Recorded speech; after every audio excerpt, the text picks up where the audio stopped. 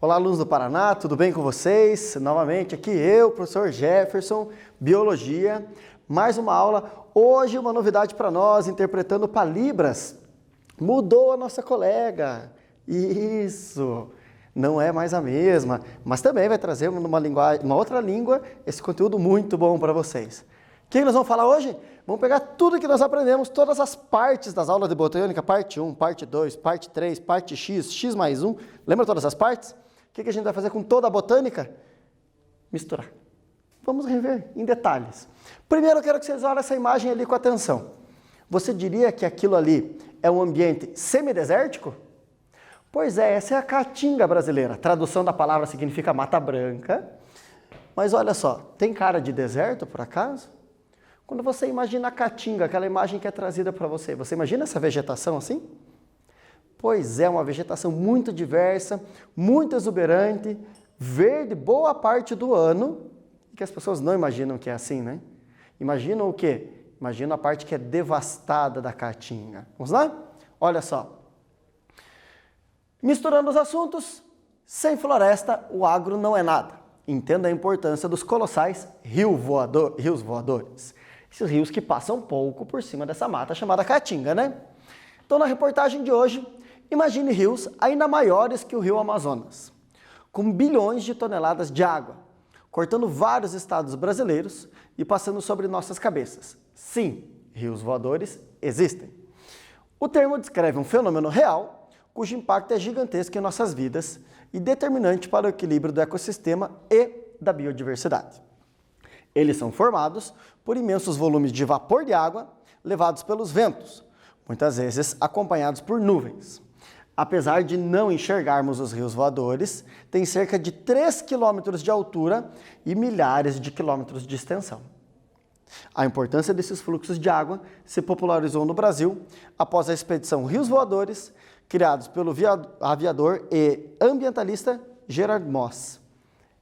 Pessoal, você já parou para pensar que quando você vê uma nuvem passando sobre a sua cidade ou sobre o nosso estado, quanta água tem lá dentro? Imagine quando nós vemos aquelas notícias sobre uma massa de ar quente e úmido. Que tamanho tem isso? Aí aparece aquela imagem de satélite, aquela nuvem gigante que cobre parte do oceano, o sul do país inteiro, Uruguai, Argentina. Quanta água tem flutuando ali? E da onde vem essa água? Normalmente pensamos o quê? Que essa água vem da evaporação. O sol incidindo lá a radiação, aquece, a água passa do líquido para o gasoso. Maravilha, isso acontece? Sim. Acontece em grande quantidade? Sim. Mas é só daí que vem essa água? Não. Lembra que nós vimos o processo de transporte de água pelas plantas? Quanta água sai nas folhas pelos estômatos? Que eu mostrei para vocês que uma araucária chega a puxar 3.000 litros de água em um dia?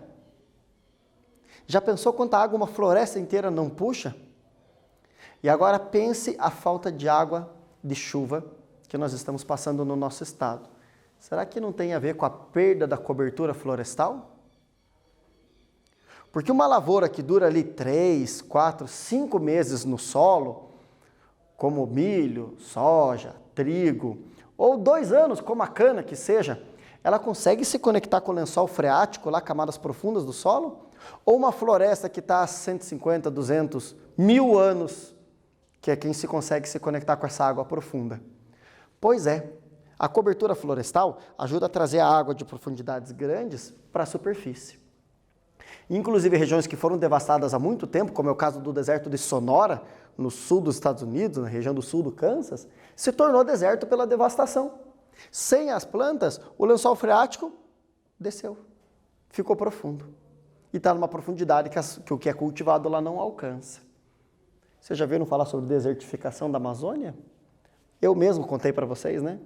Então tá bom, raciocina aí. Seguimos a nossa aula. Objetivos de hoje: ser, viver e comer feliz. 3 coisas importantes.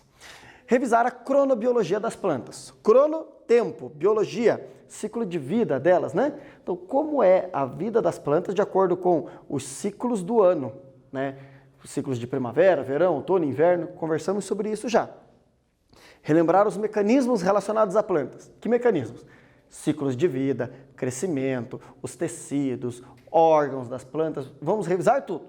Essa semana será plena de revisões. Rever as técnicas de cultivo e propagação vegetal. Como as plantas se reproduzem e como nós podemos reproduzi-las. A aula passada, lembram? Conversamos sobre várias técnicas. Esteja com seu caderno para anotar e use os aplicativos para tirar dúvidas. Google Sala de Aula, Aula Paraná, acesse o site Aulas Paraná, utilize todas as ferramentas que você tem. O que eu deixei como imagem para vocês ali? A parte brasileira da bacia do Rio Amazonas. Então, qualquer gota de água que caia em qualquer uma dessas regiões aqui no Brasil, o destino final dela é correr até o Rio Amazonas. O rio mais longo, o rio mais largo e com maior volume de água do mundo. Ele só não tem a maior força de água. Como assim? A água dele não corre com tanta força. Por isso que ele não tem uma aptidão para hidrelétricas. Qual que é o rio que tem o maior potencial hidráulico do mundo? Rio Paraná. Então a gente só tem o máximo de água aqui no nosso país, né? Vamos cuidar bem. Vamos lá, perguntinha para vocês básica. Organismos autótrofos. Trofos comer, auto por si só. Com parede celular de celulose e amido como substância de reserva. São todos classificados em qual reino? Responde aí e em 30 segundos eu retorno.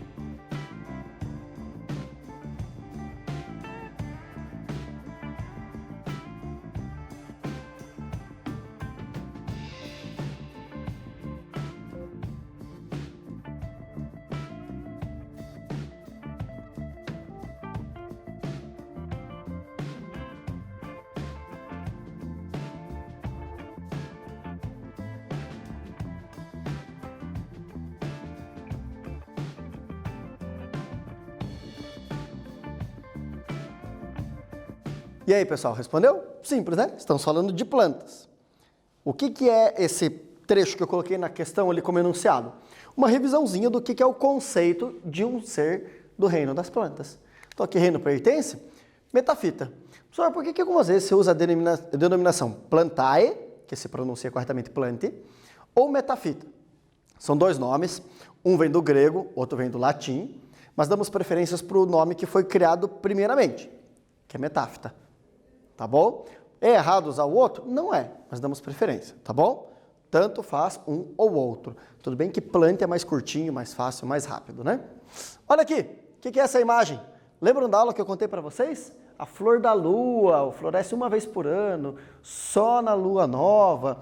A Margaret Meek descreveu ela lá na Amazônia. Vocês assistiram o vídeo que eu recomendei sobre o trabalho dela? É bem interessante, deveriam ter assistido. Vamos lá. Aqui atrás, o fundo para vocês, aquele cajueiro gigantesco que, por mergulhar, os galhos dele entram na terra, enraizam e brotam novamente. Lembram disso? Aula passada. E aqui, um cladograma, voltando lá no início do ano. Aqui existe um ancestral, que ele é comum para todos esses seres, e esse ancestral foi passando por transformações. Aqui, neste ponto, um grupo de seres se encaminhou nas transformações para originar as algas vermelhas e outro grupo de seres seguiu o mesmo rumo que estava sendo levado para os outros. Tá bom? Não quer dizer que esse virou alga vermelha, depois as algas vermelhas viraram algas verdes. Negativo, isso é um erro. Aqui ocorreu uma diversificação, onde um grupo originou as algas vermelhas. Aqui outra diversificação, onde foram originadas as algas verdes. Outra diversificação, briófitas, e assim vai. Alguns pontos importantes no caminho. Origem dos cloroplastos.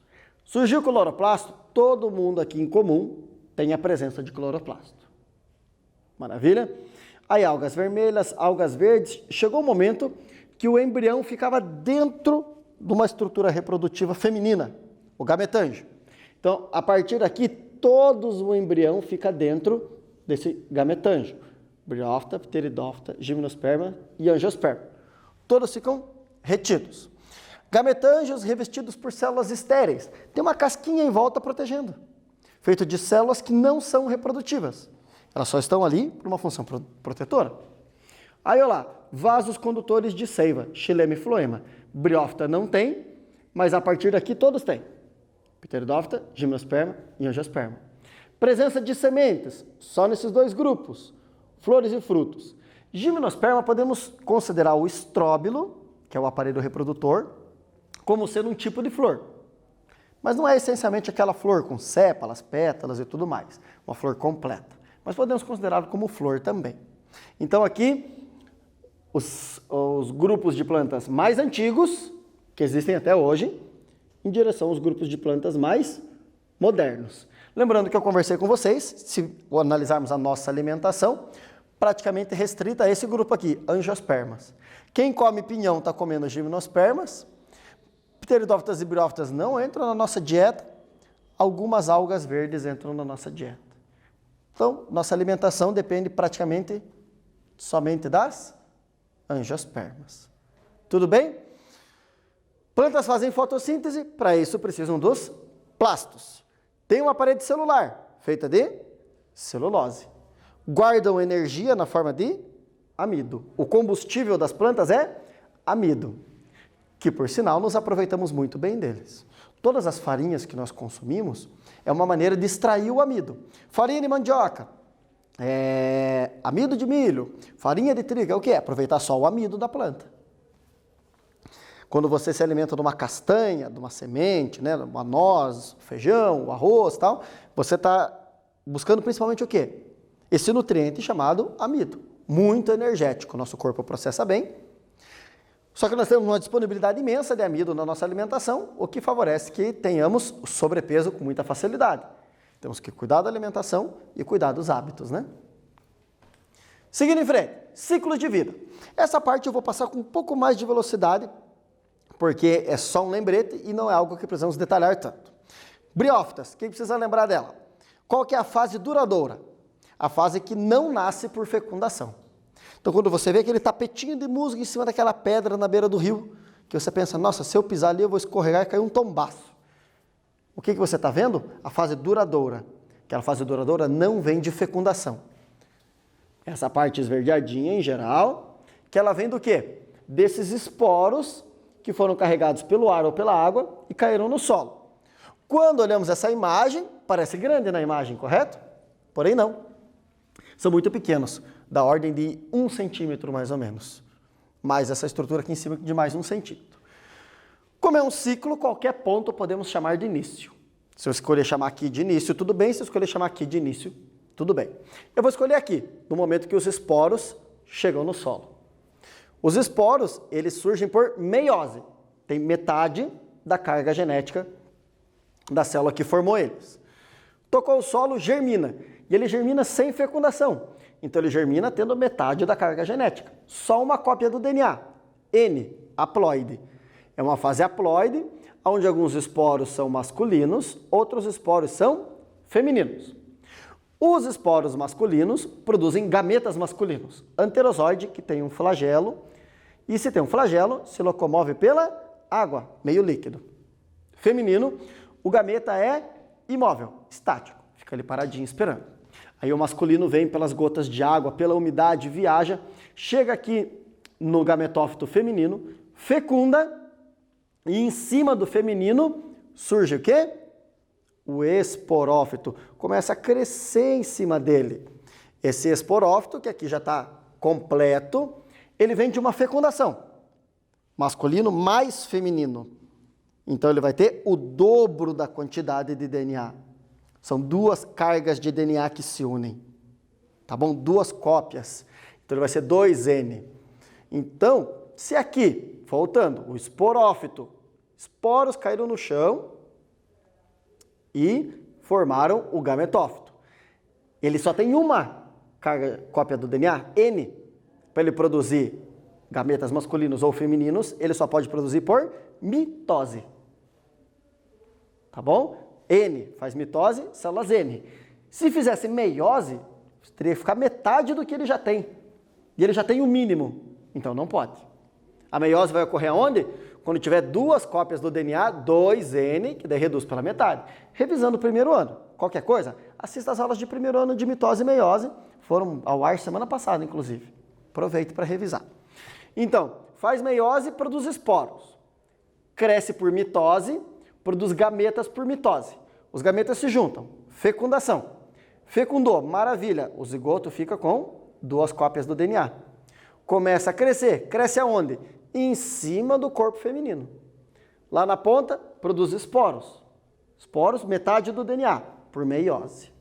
Nossa, professor, você falou que não ia dar muita atenção ao ciclo. Sim, não estou dando tanta atenção ao ciclo, e sim aos eventos que acontecem no ciclo. Esporos caem, desenvolvem, por mitose produz gametas, cresce, fecunda, por meiose produz mais esporos. Qual que é a fase que a gente vê o tempo todo? Aqui produz gametas. Então nós vemos sempre o gametófito. E isso, pessoal, é o único grupo de plantas terrestres que faz.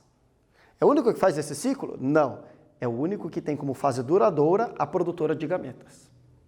Nos outros grupos vegetais, nós vamos ver que a fase duradoura é a produtora de esporos. Quer ver só? Pteridófitas. Olha lá. A fase produtora de esporos é a duradoura. Que está aquela samambaia na casa da avó, bonita, cheia de pintinhas marrons embaixo, né? Aquelas pintinhas marrons são bolsas contendo milhões e milhões de esporos. Aí, esses esporos, que estão dentro dos esporângios, dos soros, por meiose, são produzidos, o vento carrega eles, ou a água, eles tocam o solo, nasce um gametófito, masculino e feminino, masculino com gameta flagelado, feminino com gameta imóvel, o gameta masculino vai, fecunda o feminino e brota o esporófito, recomeça o ciclo. Produz esporos, esporo cai, gametófito, produz gametas, fecunda, esporófito, produz esporos, cai, vira gametófito, produz gametas, fecunda. O ciclo fica acontecendo o tempo todo. Maravilha? Fase rápida, passageira, fase duradoura, que vai ficar por bastante tempo, persistente. Inverteu, briófitas era o contrário. Essa era a fase duradoura, essa era a passageira. Agora não. Esporófito duradouro, gametófito passageiro. Maravilha? Seguindo em frente. Gimnospermas. Quem que é a fase duradoura? Esporófito. Só que as gimnospermas produzem esporos? Não, produz grão de pólen. Grão de pólen é o quê? É a estrutura que carrega os gametas masculinos. Então, quem produz o grão de pólen, que é o gametófito. Então, tem um pedaço da planta que vai produzir os gametas, que nós chamamos de estróbilo. Nas angiospermas, chamamos de flor. Combinado? Então, lá os estróbilos. Aqui, no caso, pegando um pinus, não é uma árvore que eu gosto muito, o problema não é com a árvore, e sim o uso que dão dela. Devastar a floresta com araucárias para pôr pinos. Não faz sentido? Uma árvore bem melhor. Dá para fazer papel, dá para fazer madeira, dá para comer o pinhão.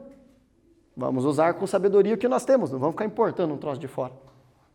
Mas enfim, pega esse treco aqui, analisa ele crescendo, vai chegar uma hora que ele vai produzir estróbilos masculinos, estróbilos femininos, pelo vento vai ser carregado pólen, vai fecundar, vai gerar um embrião, que o vento também carrega, cai no solo, que pode viajar até 60 km, dependendo da intensidade do vento, vai longe, dá uma árvore adulta de novo.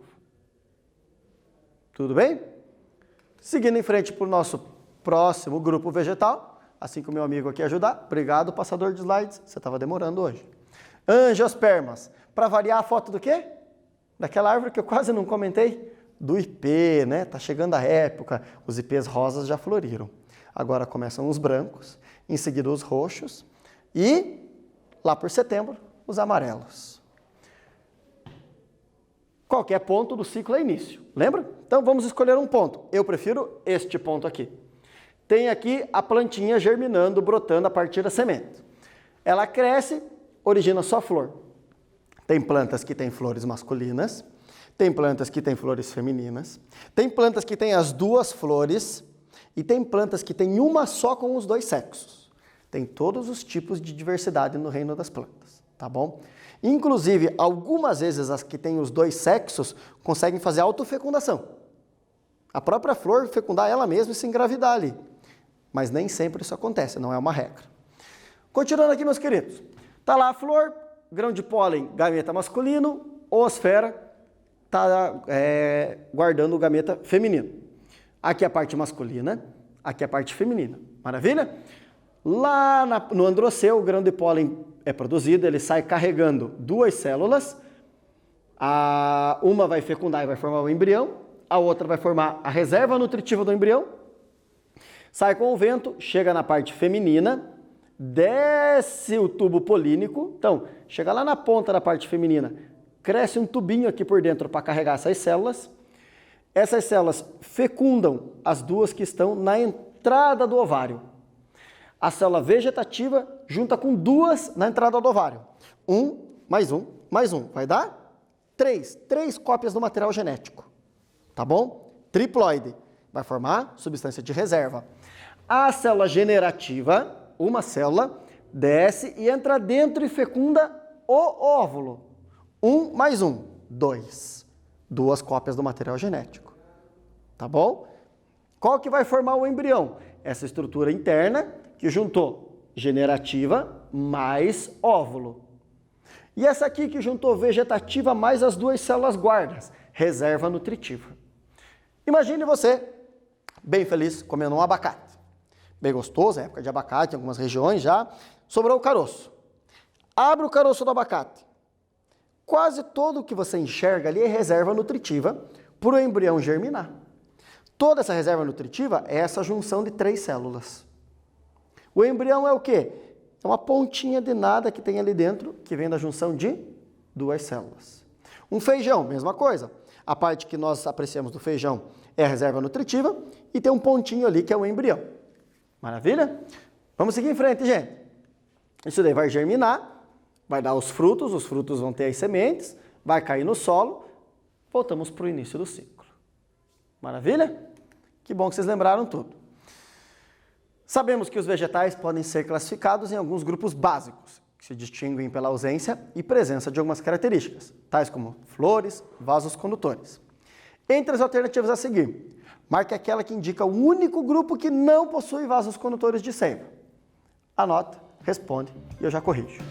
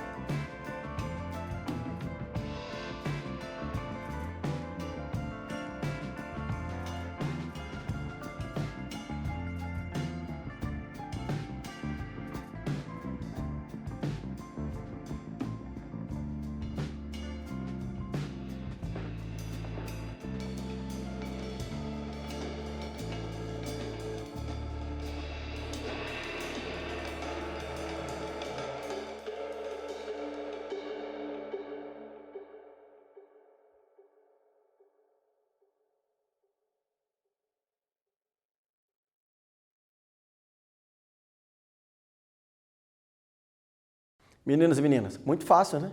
Não tem vasocondutor de seiva? Só pode ser briófitas. Vamos lá. Relembrando os tecidos, essa parte é muito simples, a aula passada eu já revisei. No início tudo era luz? Nas plantas, no início tudo é meristema.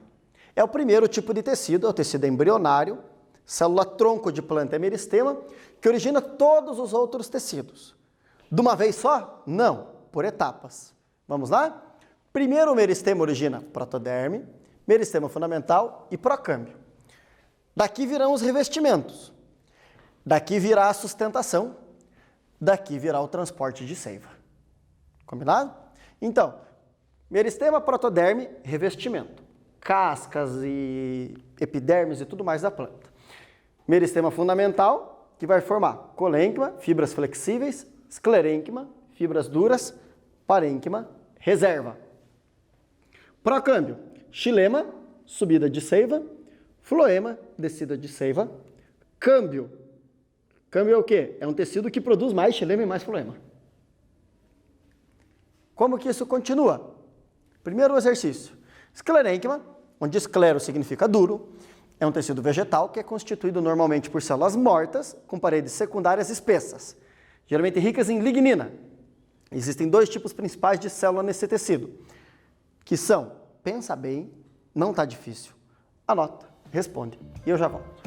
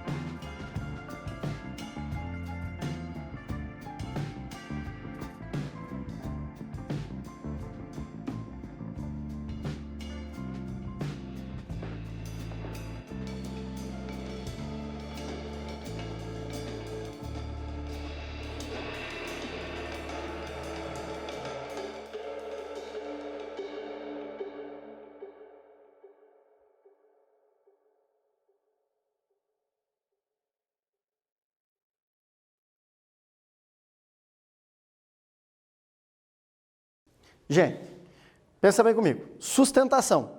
Vai ter vasocondutor de seiva? Não. Então não é essa, nem essa.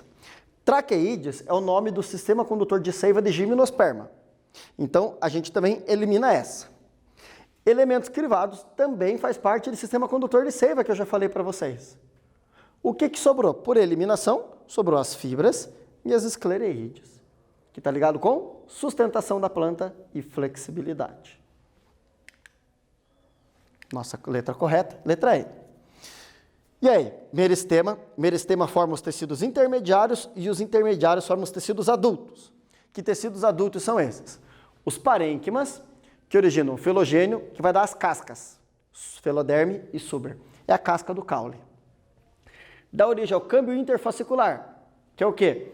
É o que vai ficar entre o cerne da madeira e a casca. Então, entre a parte dura da madeira e a casca, tem uma camada chamada câmbio interfascicular, que vai formar o quê? Vasocondutor secundário, que também pode surgir do câmbio. Então, meristema, tecidos intermediários, tecidos adultos. Maravilha? Seguimos em frente. Os órgãos vegetais, raiz, fruto, caule, folha, flor, lembram deles? Lembram da função de cada um? Já vou detalhar com vocês isso melhor. Uma flor padrão, aqui uma flor de hibisco, uma flor de angiospermas, tendo a parte feminina, gineceu, a parte masculina, androceu. O resto é atrativo ou proteção. As pétalas que são atrativos para o polinizador, as sépalas que são proteção contra insetos que podem subir aqui e atrapalhar o funcionamento do sistema. Aqui um nectário para produzir néctar e atrair alguns polinizadores. Mas a ideia principal é o quê? Que o grão de pólen produzido aqui chegue no estigma. Se ele vai chegar nessa própria flor, se ele vai numa flor em outra planta, em outra época, varia de planta para planta. Mas a ideia principal é essa, o pólen sair daqui e chegar aqui. Tá bom? Chegou lá o grão de pólen, ele vai ter que migrar as células lá para o ovário. Dentro do ovário tem as células que serão fecundadas. Ao ocorrer essa fecundação, formamos a semente. A semente carrega uma matéria nutritiva, um embrião, e no caso das angiospermas, ela ganha uma capinha em volta chamada fruto. E esse fruto que surge do quê? Do ovário que cresceu. Maravilha? Se é outra parte da planta que cresce, não é fruto. Olá! Há quem pense que a bananeira tem caule aéreo, mas a estrutura que se parece com o caule aéreo é, na verdade, formada por bainhas de folhas. O caule da bananeira é chamado de... Lembra da aula de caules? Já voltamos.